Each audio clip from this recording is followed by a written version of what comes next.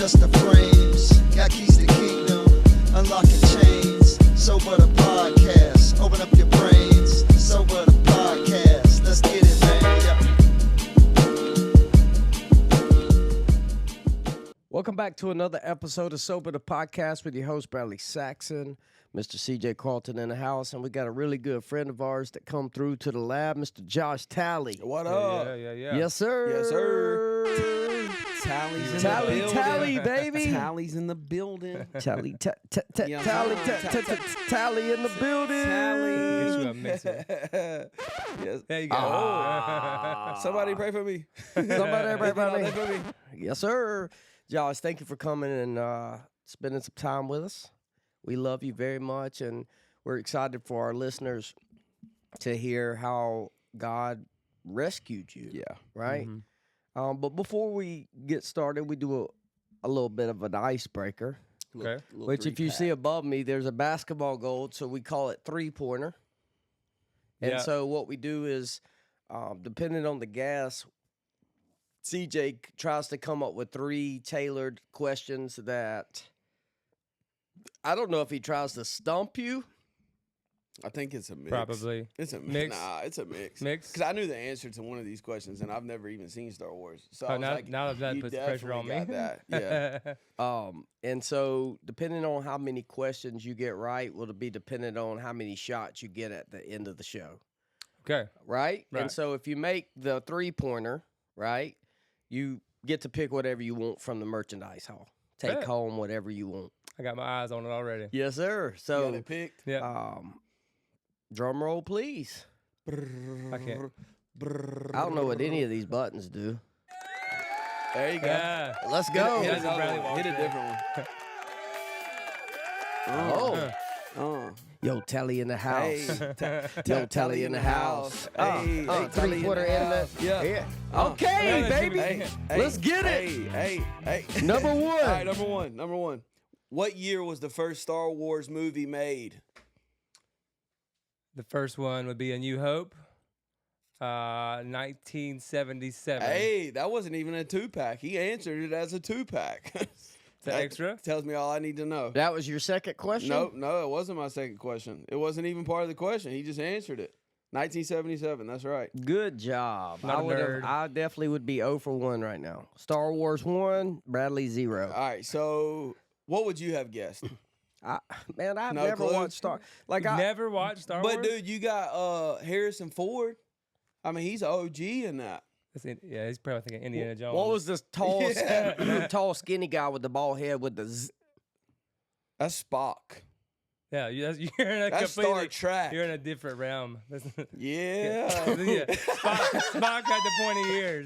We talking about? Yes, sir. See, Star Yes, Trek, sir. man. That's Yeah, Star yeah. Trek. You just made a bunch of people Yeah, mad. so we on That Star makes Trek sense. on this side, son. We at Star Wars. There's on a this two side. different conventions. Yeah. You talking about Chewbacca? Yeah. Yes. I And can't do the it. laser guy with the sword. Yeah. What's his name? There's a bunch of them. All the Jedi. I'm talking about the main one.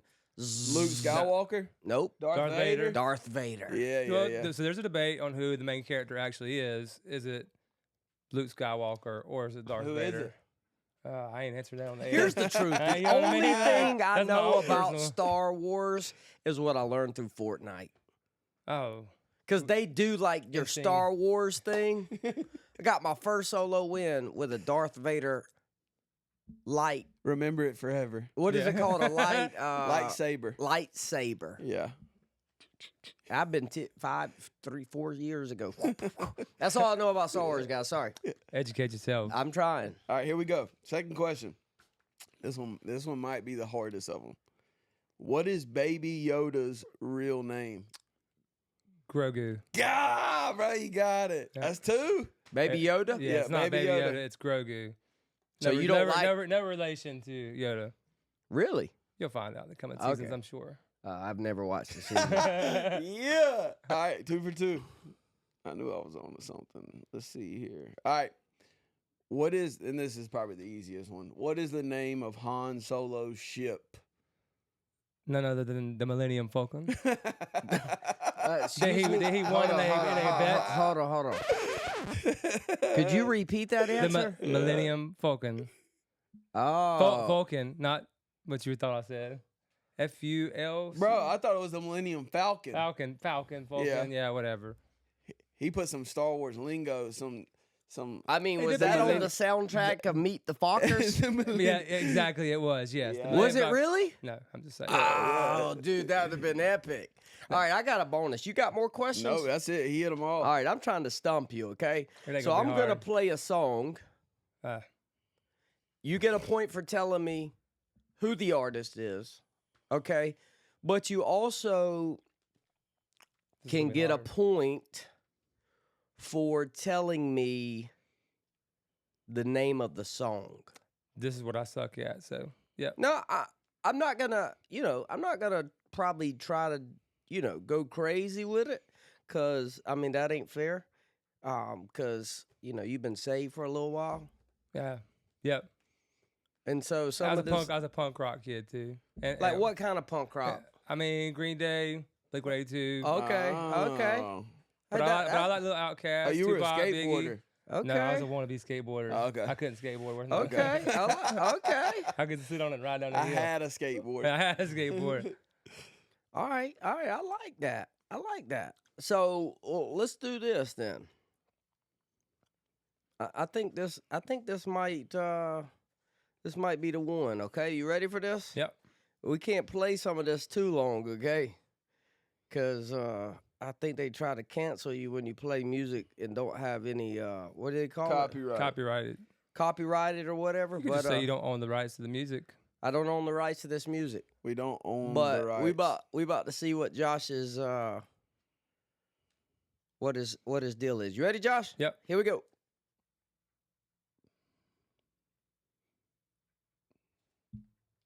Here we go. That's nothing. Here we go. What's oh, I see what the problem is. You ready, Josh? Yep.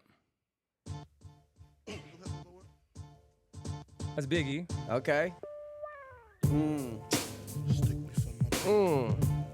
Bro. That's gonna take me. That's I a whole know- new I vibe right know. there. Just wait. He's about to come in. Yeah. Who the hell is this? Paging me Yo. at 5:40. You know who it is? It's Biggie. Crack I a know dawn it's in. I know it's Biggie. But I would not remember the name of the song. Can you tell me the album?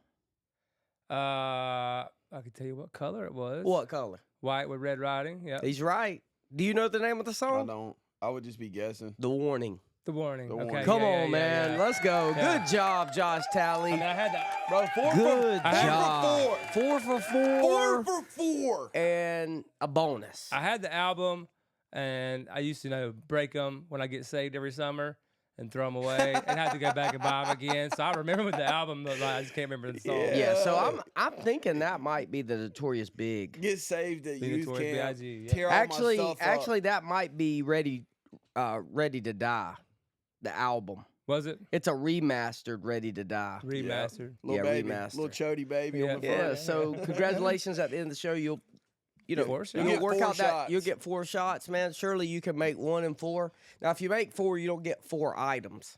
Depends on if that's like the carnival. It where they're is. rigged. It Okay, is. yeah. We've been it a It's little rigged. bit, Yeah. Okay. but we'll rigged. give you a couple practice shots. Okay. Yeah. So 2024. Mm-hmm.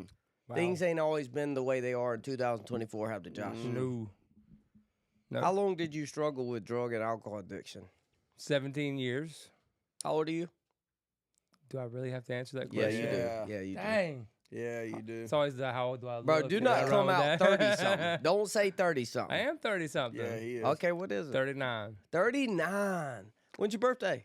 Still in the June 30s, 9th. baby. Okay, so you coming up on 40 Yep. in like next week. Dang. No, 2 weeks. Going to buy me a Corvette. Hold on a second. You gonna buy your Corvette? Yeah. Listen, Red. I'm about to Your be midlife 41. crisis? Yeah. Your midlife crisis? Yes. Yeah. Yeah. No. But You said 17 June 9th? years. June 9th. I'm going to put this in my calendar. Oh. 17 years, That's bro. special Think now. about that. That's almost 2 decades of struggle with alcohol, drug addiction. Absolutely. And, I know some of your story. I know a lot of your story. But our guests don't. And so a lot of times the way that we frame this conversation is simple. What it was like, the pivotal moment of, I would say, God stepping into your life. And let's be honest, usually that time is a time that don't look like God Mhm. stepping Right. into your life, Yep. right? Like, because when people think God stepped in my life, it don't look like God Oh, usually. nah. Yeah. Like for you, it was liver failure more than Yep. most. Yep. Yeah. But that don't look like God. But that's God. That was God intervening, Absolutely. right? Yep. And then we talk about. Here's what the psalm says.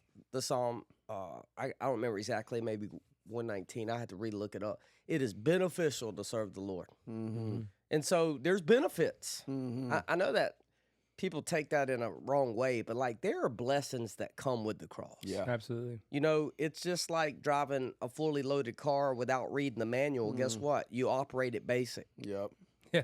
Well, the thing about being seated in a heavenly realm with Christ is there's an inheritance that as we continue to seek God and continue to get into his word, like God begins to bring these things to fruition into our life. And so that's why we want to be students of the word, because we want to, I mean, each season brings different revelation, different Yep. understanding, new conception, all these different things. But let's take it back, man, because I know your father has been a minister most of your life, right? Still preaching. Still preaching. Still. I think it's got to be 50 years somewhere in that area. He's been preaching. Yeah. Well, I mean, if I could say, he's probably, you know, there's those people you meet over the years and you just know, like, they're probably not many that's better. Mm-hmm. Yeah, you look in his eyes. Yeah, You see Jesus. Yeah, Yeah. there's no doubt. Ever Yeah. since I met him. But let's take it back to some of your home life growing up. Can you tell us a little bit about, like, some people come from a dysfunction? I mean, I guess that we're all born into sin, and even as Christians, we still have progress to make. Right. Yeah. Yep. So I don't know that there's ever a person that doesn't come from dysfunction, Right. but some worse than others. Yeah. Can Absolutely. you tell us about that? What was Yeah. your home life like growing up? I mean, it was great. I grew up in Pumpkintown, South Carolina. Population 0? 200 maybe. Hey, did you But know they- Pumpkin Town? Did you know Is the it guy? actually? It's called Pumpkin Town. Yeah. To other people. Now, if you're from there, it's Pumpkintown. Is Pumpkin. what? Pumpkin. No M. No, the second P is silent. Pumpkintown. Pumpkin Town. But like, if I went to put in the maps to come to your dad's house, it would be Pumpkin Town, South Carolina. Yes. Yeah, it was Pickens, but yeah, you put in Pumpkintown. It's on the map now. We made it on Google Maps. It's on the map. Yeah. You made it on Yeah. freaking Google Yeah. Maps. But yeah, so like my dad was a pastor in that town. My sisters are 10 years and 14 years older than me. So I was like the unexpected Sunday afternoon blessing to my family. You know what I mean? The baby boy. I had a good life growing up, man. My dad always made it to my ball games. Ball games. Like baseball, basketball, soccer. I love that. Yeah. He's the one who made me also say, you're playing too many sports. Pick one and do it. But Which you know, one did you pick? soccer. That's great, man. Football, that's what it's called, but here in America, I guess we call it soccer. Yeah, but yeah, like life was good. It's just, I mean, being the baby boy, I was spoiled a little more than my sisters. I had more than I needed, which was a blessing. But there's something about growing up in the context of a small town. Your dad's a pastor. Everybody knows him. All eyes are on you. You know, like the Tupac's all eyes on me. But I always At felt that juncture, it probably was, Yeah. man. And so every mistake or failure or whatever it was, like I had these high expectations put on me at a young age, and I always felt like I was struggling to meet those expectations. But I mean, as for home life, like my dad, he never really expected anything out of me, or my mom didn't, besides like making your bed, and clean your clothes, wash your clothes, help in the kitchen. So I mean, life was good growing up. You know what's funny? Because I think the expectations we think others put on us really is us putting them on ourselves. Yeah. Yeah, I would agree with that. But Well, like, I'm not saying that others don't place expectations, right? But I think majority of that is us in our broken state and our mind being not able to see truth, Yep. setting these expectations of what we think others need us to be. Yep. And like, Right. we're living in this illusion Yeah. and trying to gain whatever objective that we're living or striving for, and it not even be a reality in the minds of the people that we feel need to see us do this. Yeah. Yeah. You know what I'm saying? Yep. It's crazy. It is crazy. But that's the brokenness and the sinfulness of man, right? That we're born into, right? And so, great home life, Yep. right? Dad present, mom present. other than spoiling you, we're spoiled. Our parents, my sisters, actually May 24th, which was last Friday, I think, she turned 50. Sorry, Candy. Oh. But I'm 40, so she's 10 years older than me too. And Yeah. so I was spoiled. I got the big Christmases, she got the little bit. Yeah. I'm sure that kind of made her mad, but I get that completely. But Yeah. I loved it. Yeah. Love the Absolutely. attention, love the stuff, yeah. me. I mean, bro, it ain't nothing better, right, than being on, being in the spotlight, right? I took the L because I was the first kid. Yeah, you definitely took the L. I took the yeah. L. I was gonna ask you, like, do you think your sisters had the Animosity? Well, nah, just the initial, like, this is my first kid or second kid, and we got to do everything right. We got to make sure they don't mess up and da. You think they took that kind of like I took that?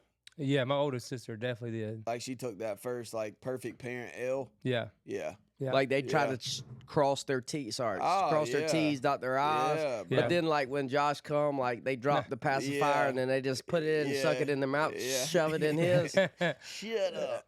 well, so Nicole was my older sister. She was the one who did everything correctly when it was AC back then, Clemson. But April was she was the middle child. She was a heroin addict as well. Mm. But that didn't come along until I was early in my teens that I knew all that was going on. So Yeah. so yeah, Nicole definitely had the gold, everything Yeah. lining up for her. Yeah. So Has your dad or mom ever shared any type of history with you concerning alcoholism, drug addiction? They ever struggle with that? Well, yeah, my dad. We've talked about it plenty of times since then. So my grandpa on my dad's side, he died in his early 40s from liver problems. Cirrhosis. From drinking? Yeah, from drinking. Yeah, So wow. like, his mom, my grandma actually moved him, and I think he had 12 siblings, God. to Greenwood. Yeah, they used to do it big back in the day. Heck, You know what I mean? son. Well, so my mom had 7 brothers, 2 sisters, Yeah. bro. Yeah. Like, I mean, my dad has 2, but I'm just thinking, like, I got 2 kids. Like, that's you don't want enough. 9 more? Yeah. Nah. Like, But they moved. dang. They moved from the mountains like Rabun County, Georgia, to Greenwood to get him away from my granddad because he was drunk, and he died at an early age from alcohol problems. But it skipped my dad, and hit me and my sister really hard. So. Do you think your dad ever tried to drink? Because, He like, could. your story's similar to me. Yeah. Did he? Yeah, he Yeah. did. So he was in the Air Force, and he was stationed in the Philippines. He told me, he's like, I had a couple beers every now and again, but it never grabbed a hold of him Yeah. like it did me. well, I mean, sometimes, man, I've seen it skip generations. Yep. And I can, see that where it potentially was not, like where some people can manage it, it skip a generation, hit me, and it's unmanageable. Yeah. Like it just exploits me, right? Mhm. Yeah, I think in drinking in general, like, you're not an alcoholic until you're an alcoholic. You know what I Yeah. mean? Like there was a time where early in my addiction where it didn't have the grip on me, Yeah. but it did on my mind, but not on me physically. Yeah. You know what I mean? Like I loved the feeling that it brought. Mhm. Well, given a sufficient enough reason, you probably at that juncture could have stopped. Yeah. Wouldn't you say? Yeah, I would say I could. But stop. why? Mm. I mean, we Well, there's having no reason fun, to, bro. Not today, son. So, how old were you when you first took your when you first got introduced to alcohol? How old were you? 15. 15 years old. So, up until that point, did you have the same similarities that most of us and our guests have, which was just this uncomfortability in our own skin, Yeah. seeking to fit in, not feeling like you fit in? Yeah, I think besides the expectations, whether they were mine or from other people, not meeting those expectations, I always felt like I had to prove something. So I felt like a failure a lot of times. But one of the main things that I found out later in life, because it's a secret that I kept for, oh man, how long was that? Over 20 years, is I was sexually molested when I was 8 years old. And so like I never told anybody that because I didn't think I could tell anybody that, and I carried that guilt and shame and the insecurities because like I took the blame for it, even though it wasn't my fault. You know what I mean? And I never dealt with it. So like I always had this thing that the enemy would use that he would always remind me of in my mind that happened, regardless of how good I was doing. good I was doing, following the Lord. And If they knew that, then if that ever got out, what would they think about you? I mean, that was going to the grave with me. You know what I mean? Yeah. So that's where leadership comes in, because as kids that are immature and haven't developed emotionally, creating safe places for our children to be able to discuss those things, because I could imagine the perspective that that event gave you for yourself, for God, and for other people. Because you can imagine the enemy's crafty, so he's using it to make you feel dirty. Yep. Using it to make you feel like if God loved me, then why'd he let this happen? Yep. And then if the parents cared, why? You know what I'm saying? Like, and then you start growing bitterness, or you start, you start spiraling, emotionally. Internally. And so I think these are the events, man, that we don't have tools to deal with, that nobody signs up for. Right. Nobody thinks this is going to happen to me or my kids or my family, right? Yeah. And so it's almost like, man, we're not prepared. Yeah. And I tell people all the time, like, don't wait until your son's an addict to learn about addiction. Yeah. It's like any other topic, man. Like, this could happen in our community. It could happen to your child. It could happen to your mom. It could happen to your dad. It could happen to your grandpa, right? And so I think it's a topic we need to talk more about for people to be educated, because you don't want to wait and break a stigma towards those people when it becomes your son or your mom or in your household, right? And it seems to be the case that most people don't want to adopt the topic or educate themselves until it hits their home. Yeah. Right. I think they learned a lot through my sister's addiction, how codependent they were and how enabling they were. Trying to fix her. Trying to fix her. Meant well, but didn't know what they were doing. You know what I mean? And but she had to hit rock bottom too. So, but they were a little more prepared when it came to me. But then again, there was that whole baby boy thing. I'm not gonna let him go. And the battle between mom and dad of, he wanted to keep me out. She's like, no, you can't keep me out. So it was like back and forth. But yeah, all my addiction stemmed from that, from my childhood, and what happened to me. And I think you're right. I think awareness of the reality of not just addiction happening, but the trauma that comes from sexual abuse. I mean, I think it's 1 in 4 people now. Yeah. I mean, so it's pretty prevalent. It's pretty prevalent. So, and one thing I learned in my step work, whenever I had to make amends, was like that it was actually done to the person that did it to me. So I can't hate them or blame them for anything. I had to forgive them for that. So, and people are like, how'd you forgive them for that? Well, it's a new lens. Yeah. But it's also just this understanding of how can somebody do to me differently than's been done to them. Yeah. And like, man, there's such healing in being reborn and then being taught forgiveness. Because, man, the way that we can serve others through healing really blows their mind, because they want to know, well, I did this to them. Why are they loving on me? And like, that is the catalyst to love people into the kingdom of heaven. Yeah. You know what I mean? Yeah. That's the deal. But Josh, you and I don't know why we're going in this direction, but let's keep going. I think that as you get into your story, you get in a recovery, get healing, talking about the situation, that you didn't just deal with the transgression, which was the wrong done, but you've also taken a look at the messages it sent you and started to reverse that with the truth, which is what affords you to be able to forgive other people. Yeah. Right? Because it's one thing for my husband leaves me, right? Like, I'm going to forgive him for leaving me. But what most people don't take a look at is, what did that say about you? Yeah. Yep. Like, I'm a piece of crap.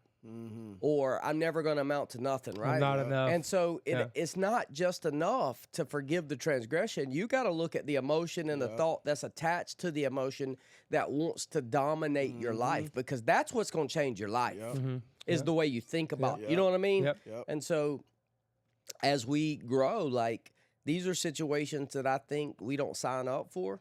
Right. But I think that the Lord uses as fire, right? Yeah, he does. To burn away these old ways of thinking, to adopt the way that he views us, the way that he would like for us to think, so that we can do his assignment here. Yeah.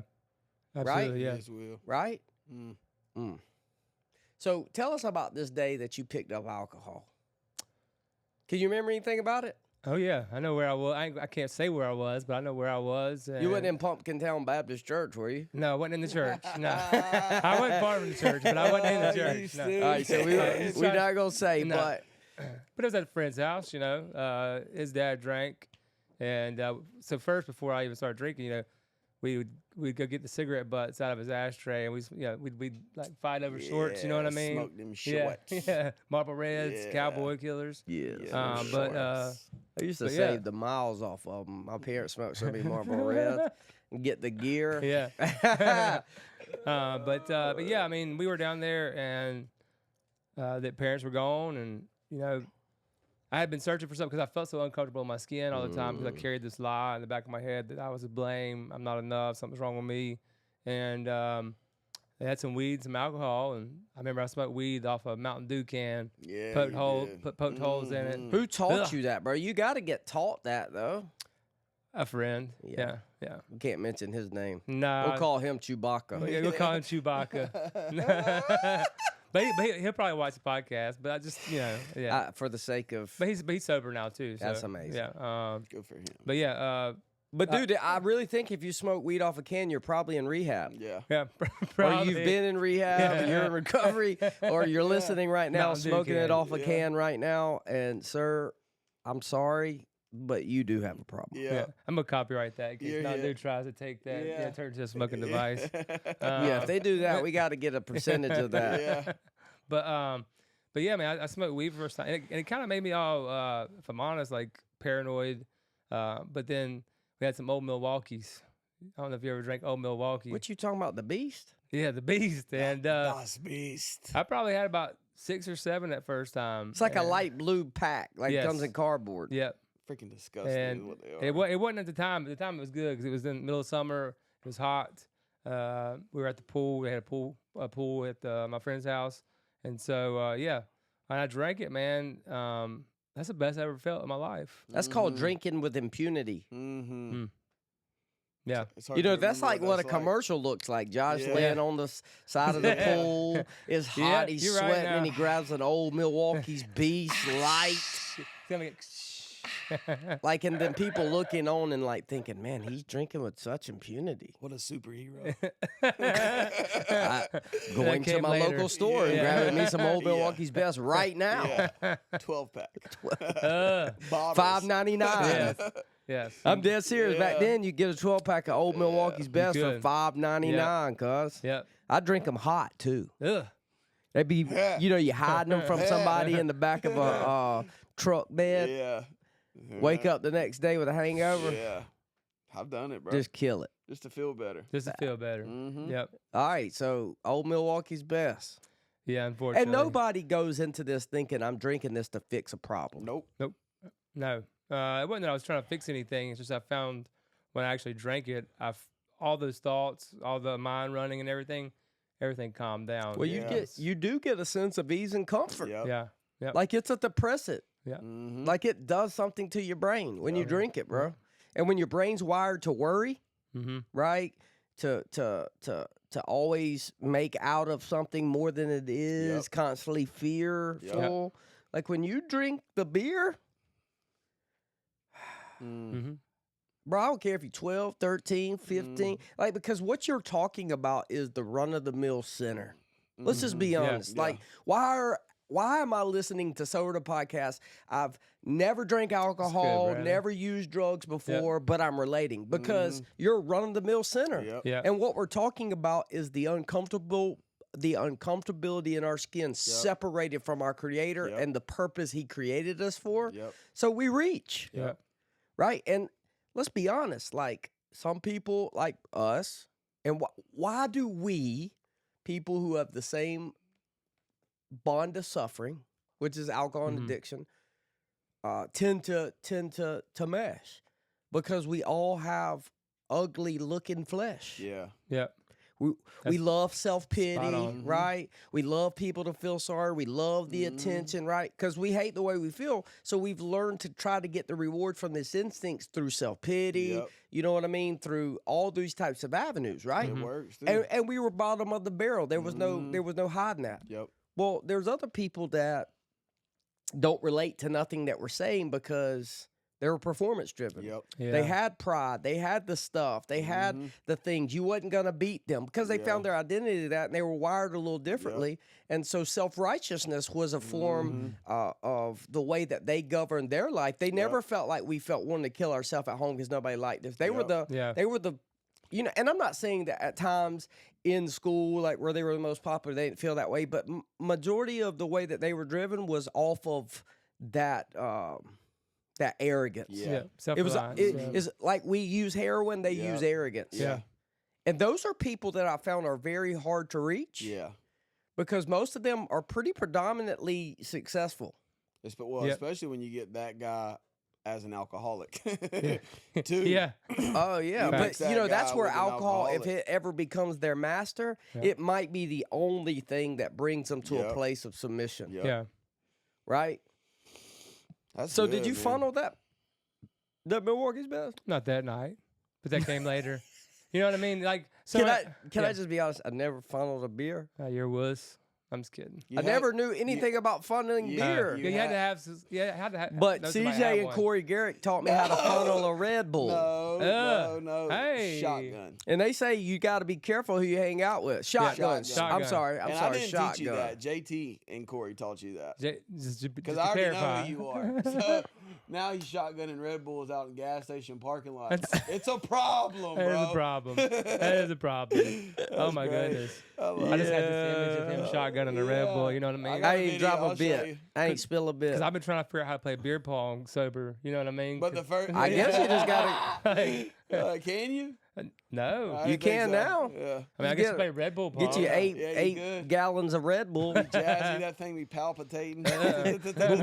You'll be having wings for sure. Yeah, it gives you wings. So, alcohol is pretty much your story. Like, I'm not saying there wasn't drugs Yeah. involved, but alcohol was your thing. Yeah, it was definitely my drug of choice. That and cocaine mixed together. So you could drink more only, though, right? Yeah. I absolutely. mean, was there ever days like, I don't got alcohol, I'm just going to do this pile of cocaine? No, they went Yeah, together. so that the cocaine helped the drinking. Yes. Was Right. there good cocaine in Pumpkin Town? There was definitely good meth. Yeah, there was. But Oh, didn't now know it's starting to that. make But sense. yeah. Above I-85, Yeah. Meth. it's meth. Meth. Yeah. Down south is meth. Yeah. Meth. Yeah, but from I-85 right there at like exit 42 up, it's meth. Because he's not far from where I grew up, over in Berea. Yeah. Oh, yeah. So, yeah. That's meth. Bria had some good Yeah. coke, too. Yeah. And some good meth. Yeah. Well, it's meth because they make gotta it get in it- toilets. No, bathtubs. No, these are toilets. These are toilets. So 15, you drink your first beer. How long did it take for that to become a problem? Maybe a month. So within the first month of drinking, Yeah, that's being my introduced to weed, that's like my you- everyday thing. If I can get it every day, you're doing it as Yeah. much as possible Much within a pop- month. Yeah, I mean, even if sometimes it was like just a couple beers, it was my release. Well, let me ask you this. It became problematic within a month, but how long did it take for it to surface and manifest problems around you out of your control that showed that it was a problem? I would say about the age of 20, 21, 22, probably. So 5-6 years, man, Yeah. you cooling it. Yeah. You know, doing it when you can, take it or leave it. Yeah. Friends, fun. Is your parents aware of what's going on, or are you hiding it pretty good? I think I'm hiding it good. My mom still tells stories about me coming in at night, sometimes smelling funny. It's Smelling funny. weed, you know what I Yeah. mean? Like, so, Smelling funny. but yeah, I did a good job of hiding it. Yeah. I'm pretty good at manipulating. And even if you caught me, I might convince you that I'm sober. Yeah. Like, you know what I mean? Yeah, we had that happen. Well, here the these other day. days we have what they call drug tests. Yeah. And Yeah, so, like, nowadays, exactly. you don't Yeah, even be fooling with people. Yeah. I love you, but here, take this drug Yeah, test. take this drug test. Because I can't be real Yeah. sure, you know? Yeah. What was the first real consequence you got from drinking? Well, I guess when I was 18, I got arrested for PWID and PWID within proximity of school. What, of weed. cocaine? Of weed. Oh, No. No. I wouldn't be here if it's cocaine. Yeah. So I got arrested then, and I'll never forget when my dad came. He made them leave me till the last person to get out. You know what I mean? Because you stay Yeah. overnight, and just the look on his face, and I was like, oh.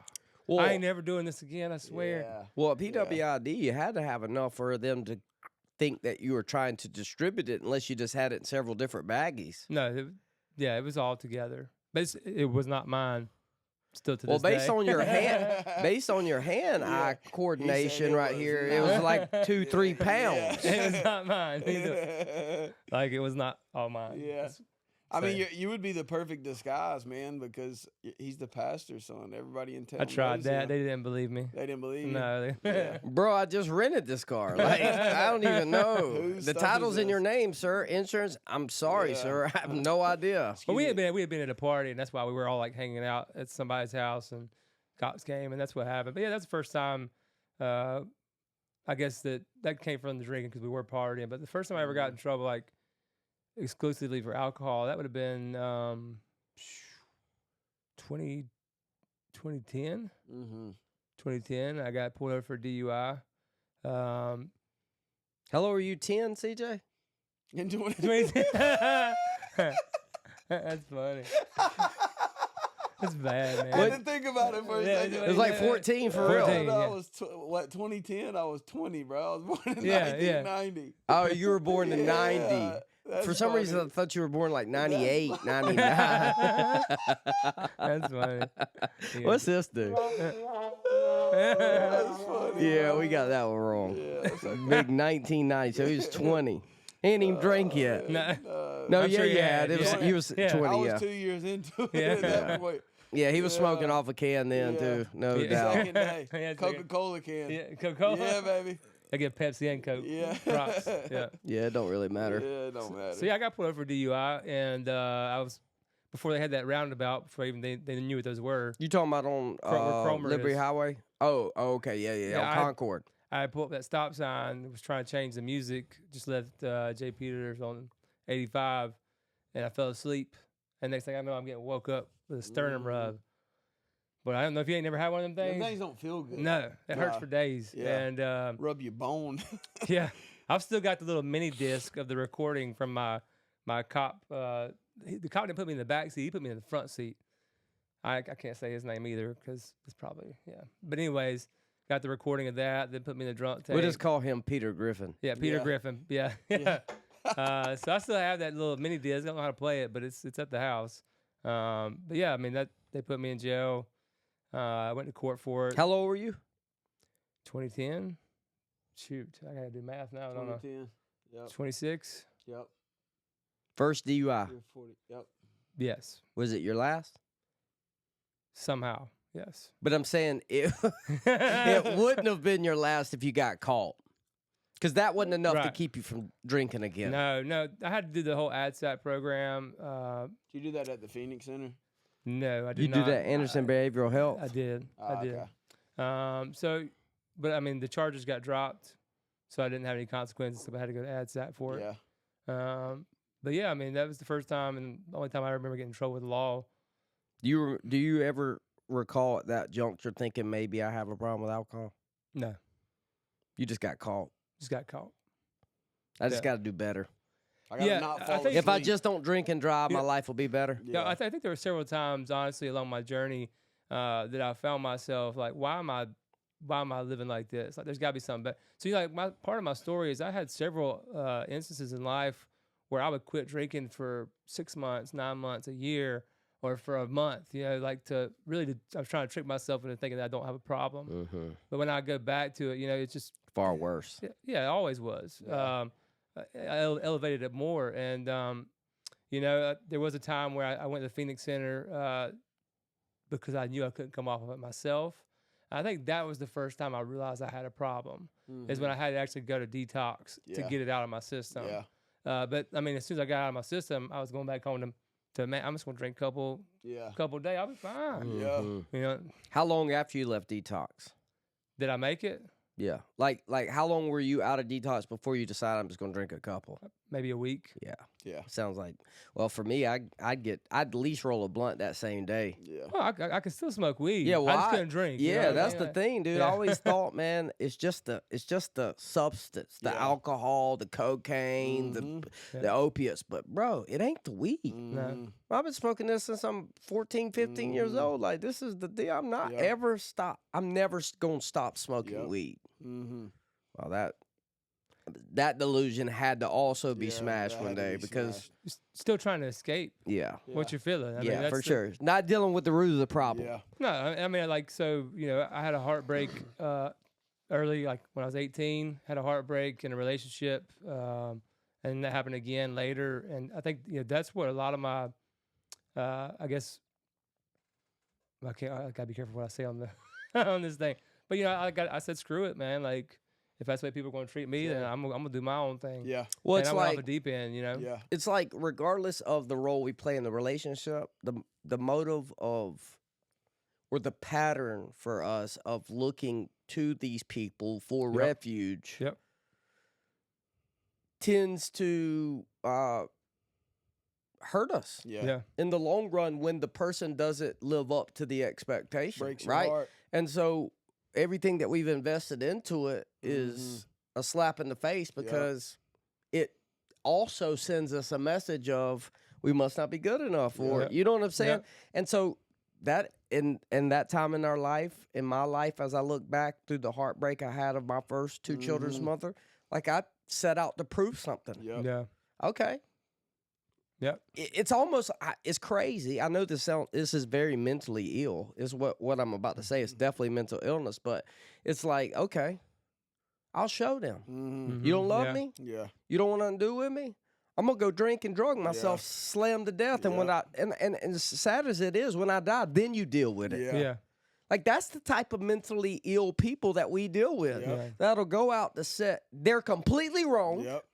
right? Yep. They're completely selfish, but I'm gonna show them. Yep. And dude, I'm telling you, from 18 to 22, Yeah. that's the life I lived. Mhm. I'm gonna show all, and I mean, you could. I'm gonna show all these. You know what I'm saying? Like, I'm gonna show all these people Yeah. what's up. Yeah. We just know- want to be noticed, man. Yeah. We just want to be noticed. Yeah, but when you're not noticed and that negative emotion comes and you start fueling It's a off problem. anger, It's a problem. you start hurting people because Yeah. you don't want to get hurt. And then you got the lies you believed about yourself. That's right. Oh yeah. They That's come in- solidified. yeah. Yep. And so our character defects becomes a drug Yep. because we're acting on this to belittle you to make me feel like somebody. Then you start hanging out with people that are just like you, and then you just become a crap storm of just addiction, alcoholism, and character defects. Well, I'm gonna tell you what it led me to: a closet drinker and user, Yeah. to where I didn't leave. Yeah. I'm Yeah. not hanging out with nobody. I remember I'm those not days. sharing my drugs with nobody. Yeah. Like I set off to prove in a social environment that led me trapped in my house, smoking crack, snorting cocaine, Yeah. drinking at 7 a.m. in the morning, listening to country music, wanting to die. You know what I'm saying? Like that's where that mindset got me. So if anybody out there is thinking, man, he's on it, I'm about to prove. Listen, it ended me up in a dark, dark place at a young age, Yeah. wanting to kill myself. And that's where I found myself at before the end of my drinking days was at home. I mean, I had a walk-in closet that was full of bottles. I had boxes of wine, all kinds of bottles in there. And I remember those were the days I wanted to die. You're living by yourself at this point. You're not with your I'm parents. still with my parents. Like, You got closet slam full. slam full. I think they knew. I'm pretty sure they knew what was going on at that time. But like I never wanted to leave. Like I just stayed at home. I didn't go out anywhere. That was for about a month. Which long that says a I- lot because you was a little bit of a raver. This is after I lost my job, so I didn't have my money to go raving. Yeah, I was a raver. I was a rave kid. Ecstasy, Absolutely. Acid. Acid. Acid. Yeah, acid. Acid. Yeah, that's Ecstasy and acid. That's called Candy candy flipping. flipping? Yeah, Yeah. yeah, that was my thing. Yeah, Yes, sir. But man, the rewards that life brings, man, it's temporal. You got to get up and do it Yeah. again. Yep. But don't think that using ecstasy in a club with other people don't socially give you a reward for that instinct. Yeah, and I think one of the things about that, and I feel like maybe I need to say this, is like I was looking for love and acceptance and some sense of value, and that's what I found in the rave community, right? But like you said, it's only temporary. I mean, because you go to these festivals and everybody's about peace, love, unity, and respect. Everybody's lost. Yeah, everybody's lost. But I mean, thousands of people. Yeah, just but lost. dude, you don't like when I popped ecstasy. I loved you and him Everybody, and her, and this all is the friends. greatest world. And I'm so glad to be right here with you. Turn the heat up. Let me get some of that vapor rub. Yeah. Yes, Yeah. Lord. Like, yes, Lord. I mean, this has got to be heaven. You know what I mean? But I mean, you're in that bubble, and I think that's what I did for 5 or 6 years. That's all I sought after was that community.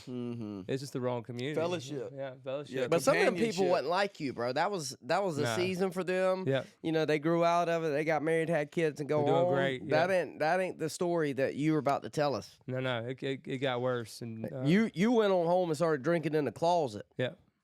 They going home and going to bed. Yeah. I'm going home to finish this box wine. Yep. Yeah, because you're depressed. You ain't got no serotonin left because Yeah. you dumped everything. Freaking From the empty ecstasy. yourself. Yeah. Dude, I remember a period of ecstasy. I'd come home. I've told the story. I was lying to the drug dealer how much money I had. And when I turned 18, I could get it and I'd pay him back. And he's getting me high every night. And when I realized the money wasn't going to come, I had to slide out. And I slid out for 2 weeks, man. I laid in my room, never left, was so depressed Yep. Yeah. because of how much The of chemical reaction. the man. Yeah. the you know what I mean? I dumped through taking Yeah. 2 pills every night for Yep. for weeks, Yeah. right? And so these are the things that none of us ever sat down and said, I wonder what the side effects of these things are. No. Mm-mm. Dude, here's a weird story. I met Ground Zero Spartanburg, familiar? Oh, I know. Yeah. First time I ever took ecstasy. Now listen. That's a scary place to No, be. but be the listen, first bro. time, yeah. So I'm scared to death Yeah. to take it, right? I'm scared to take it. Yeah. Tell me where the reality or the reasoning in this decision I made. I'm scared to take the whole thing. So I cut it up and snort half of it. That sounds like something I would do. That's Bro, like it's the first time I ever rolled. Yeah. So I'm like, I can't swallow this whole thing. What if I die? mm-hmm. You didn't think breaking this up and snorting it was a far greater danger of dying? At least you didn't boof it. yeah, at least you didn't boof that thing. And I was so anxious, never even felt the thing, man. Mm-hmm. And it hurt so bad. dude. Yes. Yeah. God, that was the Yes. dumbest decision ever made. Yeah, I don't know But, where your logic was in that. There was no logic. Yeah, but I'm there just was no saying, we're reasoning. people who are not following through with decisions No. based on truth. No. Yeah. And that's the danger of the life that we're living is there's no boundaries. There's no reality. Like we're living for ourselves, living to feel better, whatever that looks like, Yeah. man. Hurting people. Like Yeah. we're a tornado roaring through the lives of others, right? Because I'm trying to get me, Yeah. you know? And it just ends very bad. Yeah. Tell us. Tells How'd that my end end. for you? I think you have to remember that like I had a good upbringing. There's really no reason I should have wound up an addict or an alcoholic. Through trauma and some bad decisions, some heartbreak, it got me to that point where I was looking for community. And I remember I was in my room. I had burnt every bridge, so I used to like offer to go in to McDonald's or Chick-fil-A to get the food for my friends. Like we'd all, it was before they had the drive-through, the mobile order, and I'd be like, hey, give me the money, I'll go in, and I keep the change. Could be like $1, $1.20, you know what I mean? But I keep that because that was for my next bottle. You know what I mean? Mhm. And they never knew that. I think they knew I had a problem, but anyways. So I remember I bought my last bottle of Papa vodka. I had gone from a life of drinking Grey Goose because I was a functioning alcoholic for forever. I mean, I never got fired, and but I drank my last little bit of Papa vodka. My parents had cut me off. I had lost my job for the first time. I didn't have anywhere to get money from, and I found myself sitting in my room thinking about killing myself. Like, how did I get to this point? Mm-hmm. There's no way of escape. I've been here before. I've already been to the Phoenix Center. It didn't work. God, why'd you let my life turn out like this? Blaming him for it. And thankfully I didn't kill myself. But I did go in the closet and gathered up all the bottles and made this concoction of wine and vodka and whiskey. I mean, probably wound up being like that much, and chugged it because that's how desperate. I mean, I was already DTing, and I called Phoenix Center hoping to get some help, and of course they didn't have a bed. I'm like, well, I'm doing exactly what you told me to do. Why are you not answering me right now? But he needed me to sit in that for a night. Because I remember when I went to sleep, I mean, it was almost like he like clicked his fingers and knocked me out. But I had to sit there and I was rethinking through some things and why did I really want to live and what was the purpose of life and I was really upset like that he had let me get to this point. But it's like he snapped his fingers. I went to sleep. I woke up the next day to a phone call and they had a bed at the Phoenix Center. I was like, all right, I'll be there in 45 minutes. Told my mom I needed some gas money to get there and. Bought me a couple deuces on the way. Yeah, you did. know what I mean? Those. I'm gonna feel good going in here. There's no doubt. I finally got some money. You know what I mean? So, can we talk about that mindset? I never went to detox unless you let me get loaded. Yeah, bro. That's crazy. Bro, you're going to get off drugs. Yeah. I don't know where. Yeah. Like one day I went in, drank 16 ounces of codeine, took 3 Roxy 30s. Let's go. Like you just spending the first couple days hanging out. Well, the first couple days I'm still high. That's what I'm saying. Like you just I'm hanging still out. high. Like I drink chilling. like that codeine would last, bro. And like I'd go to bed. I'd get there on Friday night high, wake up Saturday high. You know what I'm saying? Like didn't want to leave Sunday. Hey, can somebody cut on Sports Center? Yeah. Like, what we doing? What we doing? Oh, that's crazy. But yeah, so I drove to the Phoenix Center. I was already in DTs beforehand, so like it didn't take long for that to wear off. And I remember one night I felt bad for my roommate. Now I think about it, like he was about to get out of the Phoenix Center, and here they put me in the room with him, and I'm like waking, like my arms like flailing in the middle of the night, like what I mean, from DTs. It's bad, and like I'm like giving more trazodone, I can't sleep, whatever, and I don't remember much from that trip. After I checked in, except I do remember they watched Channel 7 WSPA News. That's about it. And we used to have meetings and stuff. I can't really remember that much. Me neither. But I do remember them finding me one night. I was in the shower after lights out, fully clothed, with the water running. Just hanging out. Just chilling. I don't know how I got there, and I don't know what they did afterwards. But I remember them coming in and finding me. And I remember also I had a conversation with a gentleman on the steps that I don't know where the steps led, but Phoenix Center is such a huge place. This was the newer Phoenix Center. And the truth is I wanted to leave. And they were going to kick me out for bad behavior already. I don't know what day it was. They were kicking me out for bad behavior. And I had a conversation with this man on the steps, and he's like, man, I don't want you to leave. If you leave, I'm concerned that you won't make it back. Like you're not going to make it. And I said, all right, so I'll stay. Fast forward, come to find out that there never was a man that worked there that fit the description of the man that I saw and had a conversation with. So it's like God sent an angel for me to have whether I was in this reality or in another reality or if it was a dream, it was so real to me. And I could still remember his face. And that's what convinced me to stay. And I remember that's when the clock started ticking backwards. Like they had this clock in the hallway and it was going backwards, and so I was hallucinating. I didn't know it, and I just remember they rushed me to the hospital. I remember the EMS ride. Them asked me who the president was, and George Washington. No, I got it right. Oh, did you? Donald J. Trump. Like I cared. And then I woke up. Next thing I know, I woke up in a hospital bed, tied down to a hospital bed, and I was trying to fight my way free. Like a gurney? No, they were like with the leather straps. The leather straps. Yeah. Isn't that a gurney?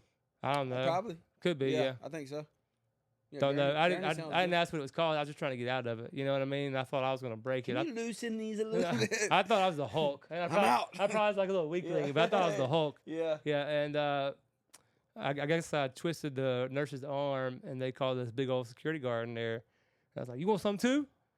Oh, I realized he's like 6'5". He's about to thump you on the head. And I was like, okay, never mind. And I went back to sleep, and then I woke up again, and I just remember they had a turkey baster, and that's what it looked like. And they were pulling fluids off my stomach, and going back to sleep. So I was in and out with the medication, and then one night I woke up, and I was in a bed, not tied down for a change, and I I had to go to the bathroom. So I got to go use the bathroom. When I did, like all these alarms started going off. And I looked, and I had so many wires coming out of both my arms. So I couldn't even count. And the machine was making noise because I wasn't supposed to move. And the nurses came rushing in. They're like, "What are you doing?" I was like, "I'm going to the bathroom." "What do you think I'm doing?" Mm-hmm. "Like, you can't get out of bed." And I was like, "Well, I've got to go to the bathroom, so you need to let me go to the bathroom." I was like, "No, Mr. Talley, you don't understand. Like, that's what we're here for. You have to use the bathroom in the bed, and we're going to clean you up." And I just remember in that moment, man, that was my breaking point right there. Like, this pretty good looking nurse, you know what I mean? From what I remember, Mm-hmm. you know, cleaning me up. I'm having to use the bathroom on myself. I can't do nothing for myself. Helpless. And hopeless. And, you know, those few days in the hospital of doing that, having to go through that, it's, I don't know, man. Then I got out. When I got out, it's like, all right, I've been broken.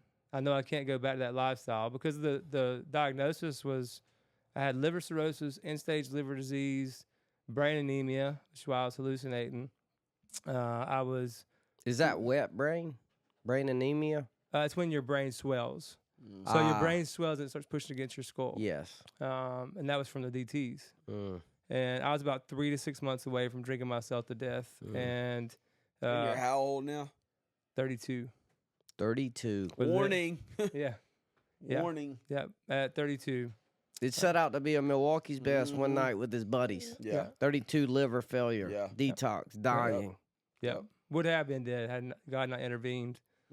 So then I had to do life I had to do life without Jack Daniels, without Evan Williams. That was my go-to. How weird that is. Yeah, that sucks. Let's be honest. How weird is living sober without a solution, bro? Yeah, It's the weirdest, scariest. It's like I don't know what I'm gonna do, but I can't do this. I can't drink. Yeah. Can't drink. So, but I found my temporary solution. I did the marijuana maintenance program. Yeah. That's a So good program. Yeah, mean- that's definitely that's in page 989. I mean, Oh, yeah, it works. yeah. No, it doesn't. It does not work. It doesn't work. But thankfully Yeah, but let's go ahead for all the yes. the people who manage their marijuana. Like, bro, keep smoking. Good for Hey, we you, not talking to bro. Like, you know what I'm saying? I'm not saying you're not gonna ever be unemployable or you're lazy. But I am saying that if you're doing really well with it and you're 56 and Keep on. keep on. Keep on keeping on. Hey, Yeah, we're talking about the real deal addict here, the real deal alcoholic that you're starting to find is different than the hard drinker, Yeah. right? That's different than the social drinker, right? Yeah. Like we don't just drink when we're people, right? Like we don't, we carry it on, Yeah. and we drink. Why? Because we have this allergy Yeah. that we are unaware of that separates us from normal people. Yeah. This ease, the thing that separates us from the health of people in our community. And so, you're gonna have to tune in next week Yeah. to hear. Does Josh Talley die in a detox? Right? I mean, No. I don't think I so. don't think so. How about But I'm sure you're hanging on the edge of your story. He's Yeah. tied down to a gurney. Yeah, this good Right, stuff. he can't use the bathroom. He's having to urinate on himself because of the state and poop. and poop on himself because of the state that his alcoholism has progressed to. Yeah. And sure, you want to know what is Yep. the rest of the story? Part 2. Well, part 2. Better tune in. Got to tune in next Tune week. in next Yep. week. Till next time. Peace.